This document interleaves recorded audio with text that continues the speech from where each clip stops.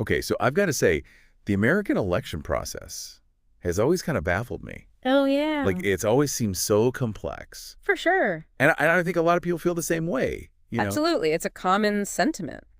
I was actually thinking we got a listener suggestion to do a deep dive on a podcast called Decoding the American Election. That's interesting. I thought that was a great idea. Yeah, especially right now with everything that's going on. Exactly. Elections can feel like a maze, even if you voted before. Absolutely. I mean, even for people who've been voting for years, it can still be confusing. Totally. There's so many moving parts to it. So I thought this could be a really fun deep dive to try to break down. Yeah, I think it's a great idea. All of the different pieces of the American election. Awesome. So where should we start? I mean, the listener mentioned a few things. Yeah, well, they mentioned the Electoral College, primaries, campaign financing. Oh, yeah. All really interesting topics. Okay, yeah, let's unpack the Electoral College first. Sure. I feel like that always comes up in the news. Every 4 years, right. It's a big one. Yeah, but I'm not sure I totally get it. That's fair. It is a complicated system. Yeah. It's not very intuitive.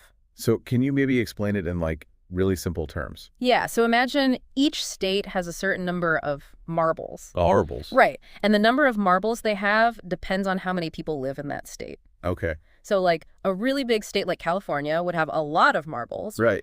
And a smaller state like, say, Wyoming would have fewer marbles. Okay, got it. Now, when you vote for president, you're basically helping your state decide which candidate gets all of their marbles. Right. And the candidate who collects the most marbles across the country wins the presidency. Oh, I see. Now, those marbles are actually called electors. Oh. That's where the name Electoral College comes from. Okay, that makes more sense. So each state has a certain number of electors. Right. And those electors are supposed to vote for the candidate who won the popular vote in their state.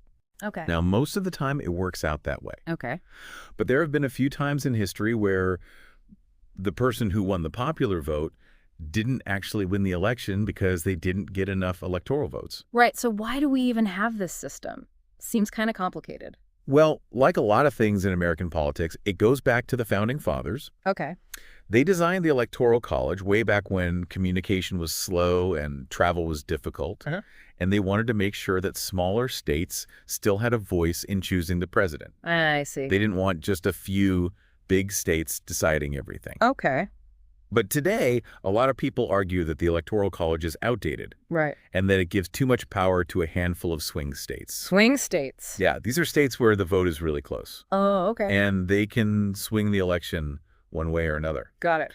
So, you know, candidates end up spending a lot of time and money campaigning in these swing states. Right. And some people feel like that means the voices of voters in other states aren't being heard as much. That's a really good point. And like we talked about, it can even lead to a president being elected who didn't win the popular vote. Right, which is kind of wild when you think about it. It definitely raises some questions about fairness. Yeah, I see why it's such a hot topic. It's a big debate. Yeah, okay, so before we even get to all that Electoral College drama, we have to actually choose the candidates, right? Exactly. So how do primaries work? Okay, so think of primaries and caucuses like a big talent show. A talent show? Yeah, and each political party is trying to pick their star performer for the main event, the general election. Okay. So in a primary, you go to the polls and cast your vote for your favorite candidate from your party. Right. Caucuses are a little different. Yeah. They're more